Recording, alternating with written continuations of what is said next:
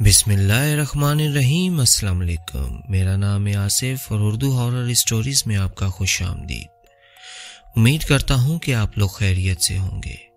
दोस्तों, अगर आप रात के टाइम सफ़र करते हैं तो इस वाक़े को ज़रूर सुनिएगा। घूमने फिरने का शौक किसको नहीं होता।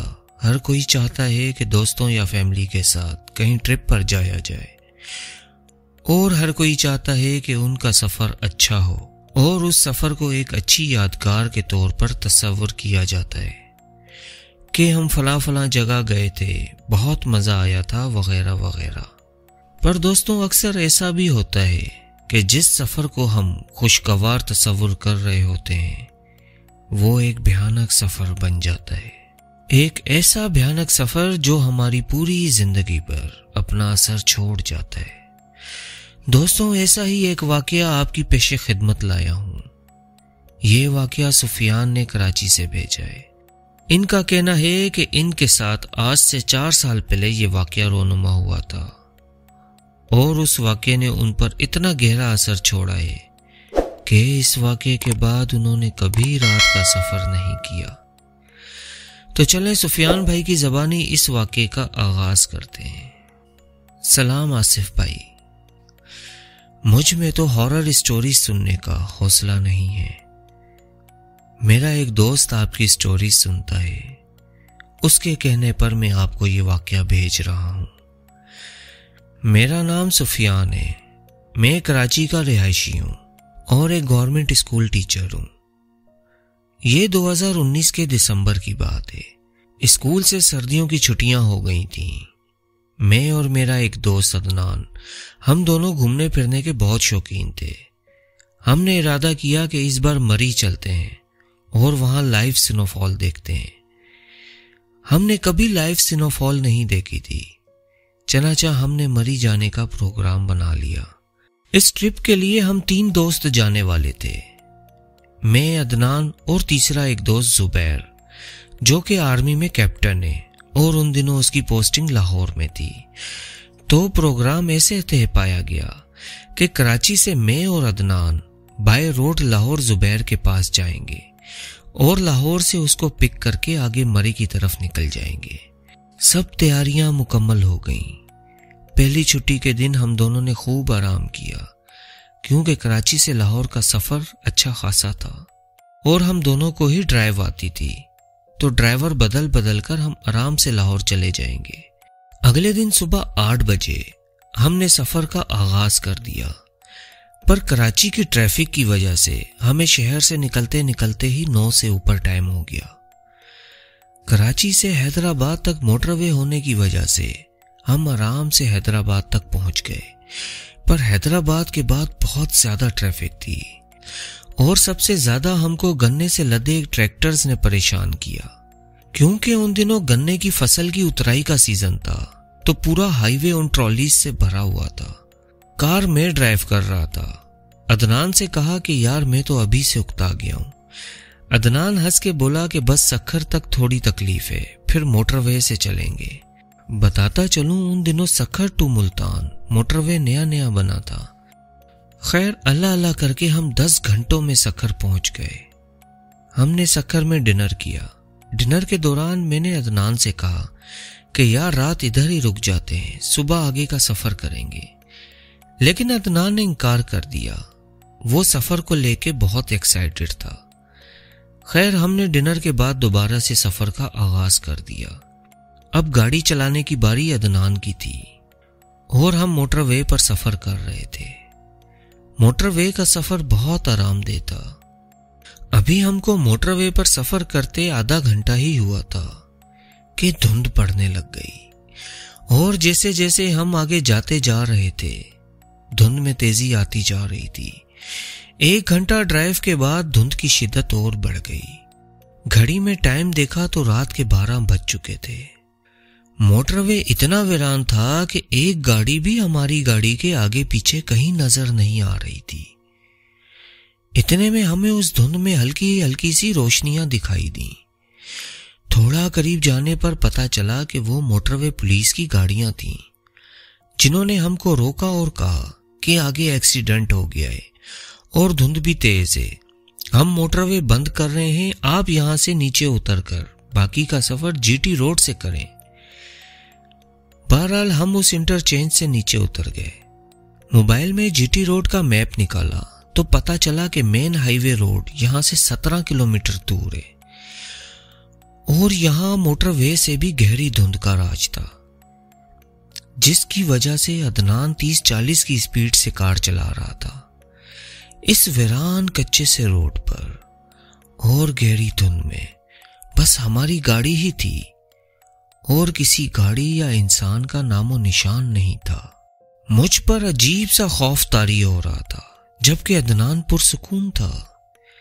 मुझे परेशान देखकर बोला, क्या बच्चों की तरह डरता है? बस 17 किलोमीटर के बाद हम हाईवे पर पहुंच जाएंगे और उम्मीद है कि वहां धुंध कम होगी। मैं कुछ ना बोला, बस अपनी साइड विंडो से इस गहरे अंधेरे और धुंध को आंखें फाड़ के देख रहा था। इस रोड के दोनों तरफ खेत थे और लंबी लंबी झाड़ियां थीं और ऊंचे ऊंचे दरख्त थे और बीच में हमारी गाड़ी।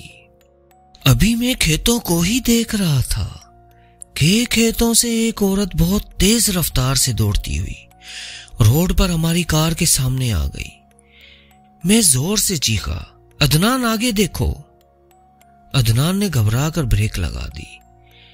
2-3 सेकंड की खामोशी छा गई। फिर अदनान गुस्से से बोला, क्या हुआ तुम्हें? मैंने अदनान से कहा कि वो औरत कार के सामने आ गई थी। औरत? कौन औरत? अदनान हैरत से इधर उधर और बैक मिरर देखते हुए बोला, कहां है औरत? मैंने अदनान को कहा कि यार वो उधर खेत से भागकर इधर आई और कार के सामने आ गई, तुमने नहीं देखा? अदनान बोला कि यार अगर औरत सामने आती तो मुझे भी तो दिखती या गाड़ी तो उसको हिट होती। लग रहा है तुम ड्राइव कर करके थक गए हो। तुम ऐसा करो, थोड़ा सोने की कोशिश करो। वो मेरी बात नहीं मान रहा था, जबकि मुझे यकीन था कि मैंने उस औरत को देखा है। वो सफेद साड़ी नुमा लिबास पहने हुए थी। खैर मैं चुप हो गया। अदनान भी सही था कि अगर औरत सामने आती तो कार उसको हिट होती। अदनान ने दोबारा से ड्राइविंग स्टार्ट कर दी और कुछ मिनट्स के बाद मुझे एक आवाज आती है, जैसे किसी औरत ने मेरे कान के करीब किसी नामालूम अल्फाज में सरगोशी की हो।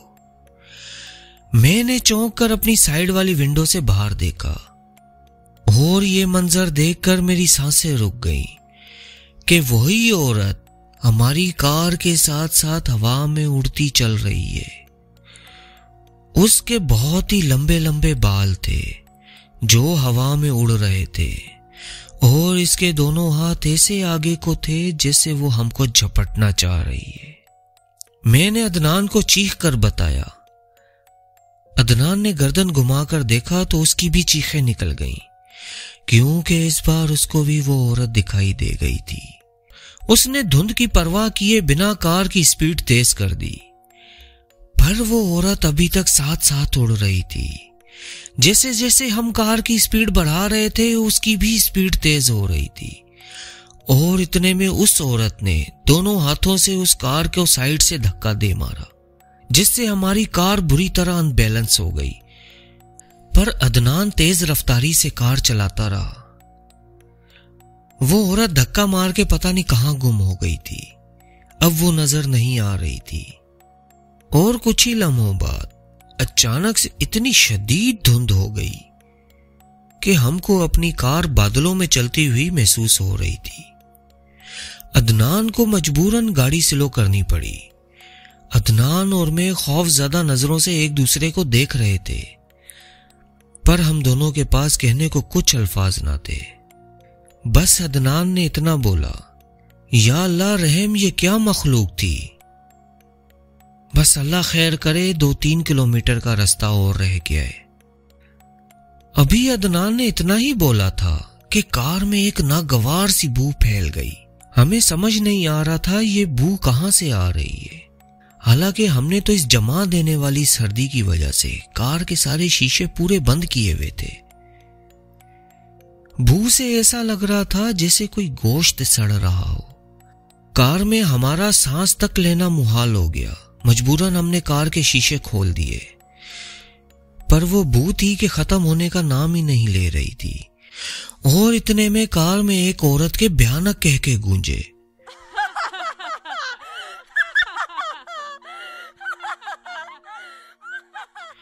हम दोनों ने एक साथ गर्दन घुमाकर पीछे देखा तो वो औरत हमारी ही गाड़ी में पीछे की सीट पर बैठी हुई थी और जोर जोर से हंस रही थी। हमने पहली बार उसका चेहरा देखा जो बहुत भयानक था। नुकीले सफेद दांत, अंगारों जैसी दहकती आंखें और काला स्याह रंग। अदनान की और मेरी चीखें निकल गईं। अदनान ने फौरन कार रोक दी और हम दोनों कार छोड़कर बाहर निकलकर जितना तेज भाग सकते थे भागे।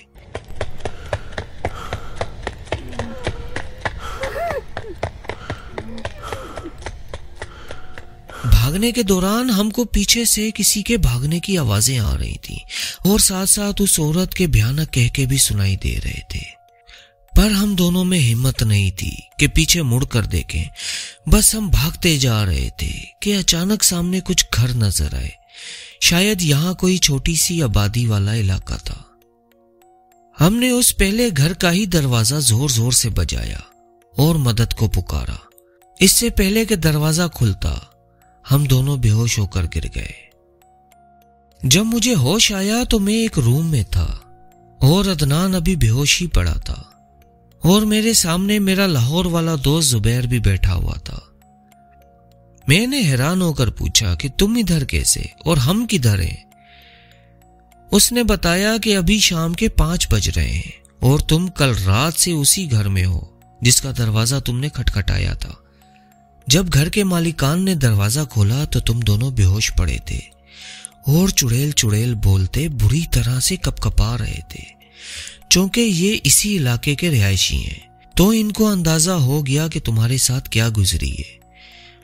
इन्होंने तुम्हारे मोबाइल से जो आखिरी कॉल गई हुई थी उस पर रिंग की जो कि मुझे आई। इन्होंने मुझे सारा मामला बताया और मैं उसी टाइम इधर के लिए निकल आया। यहाँ के इलाका मकीनों का कहना है कि ये रास्ता रात के टाइम बहुत खतरनाक है। यहाँ कोई भी 8 बजे के बाद नहीं गुजरता क्योंकि यहाँ एक पुराना कब्रिस्तान है जहाँ खतरनाक बदरूहें रहती हैं जो हर आते जाते को डराती हैं और कुछ लोगों को तो इतना डराया कि इनका दिल ही फट गया। तुम दोनों खुशकिस्मत हो जो उनके चंगुल से बच गए। अदनान को भी होश आ चुका था। हम दोनों ये बातें सुनकर खौफ के मारे कांप रहे थे और अल्लाह का शुक्र अदा कर रहे थे कि हम बच गए। सुबह होते ही इलाका मकीनों ने हमारी कार भी हम तक पहुंचा दी हुई थी। हमारी कार के पिछले दरवाजे पर अच्छा खासा डेंट पड़ा हुआ नजर आ रहा था जो गालिबन कल रात उस चुड़ैल के धक्के का था। अब हमारा मरी की बर्फबारी देखने का प्रोग्राम तो बढ़ चुका था। हमने वापस कराची जाने का प्रोग्राम बना लिया। हमको एक नई जिंदगी मिली थी। अल्लाह का हम जितना शुक्र अदा करें उतना कम था।